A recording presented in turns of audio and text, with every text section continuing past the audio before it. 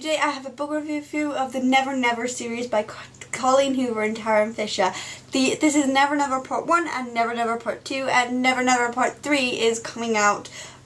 We don't have a release date, but it will be coming out at some point. These are sort of novellas. They're both 130 pages each. So they sort of, all three parts come together to be like one full length novel. But I've read the two parts that are currently out. I read them back to back, one day after the other, because they were so quick to read.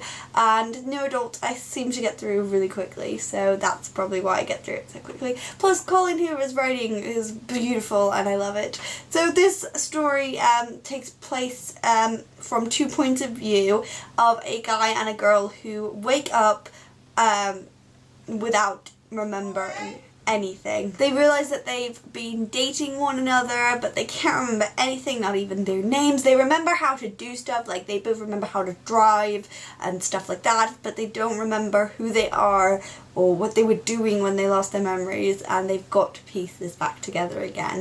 And it is so good. I'm really, like, I never thought I'd be so attached to characters in 100 pages of a novella, and I am, and I got attached to them in the first part 1, and I was planning on not reading part 2 until like before part 3 came out because I didn't want to, but then there's a big cliffhanger at the end of part 1 and I just couldn't, and I was too attached to these characters to not read part 2, so I had to.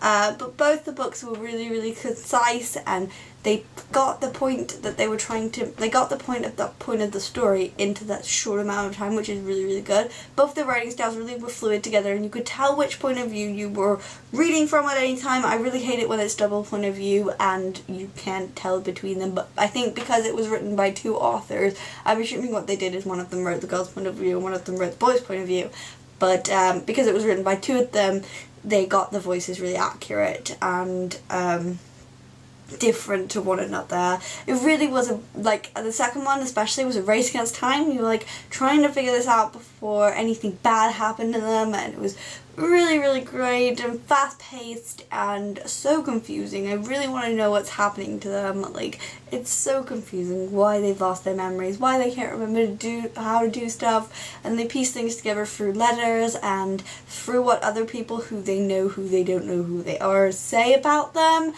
For example, the first chapter, they both go to what is the boy's house and find the housekeeper who says that she's not normally at their house even though she's his girlfriend, and they start to piece together why that is, and their families are sort of in a feud at the minute and they're trying to piece that together, and it's so good. I just loved it so much. If you're thinking, oh, it's just a novella so I'm probably not going to read it, it's so good. If you're a fan of Colleen Hoover, you definitely need to read this, or a fan of Tarryn Fisher. I've not read anything she's written, but I probably will look her up now.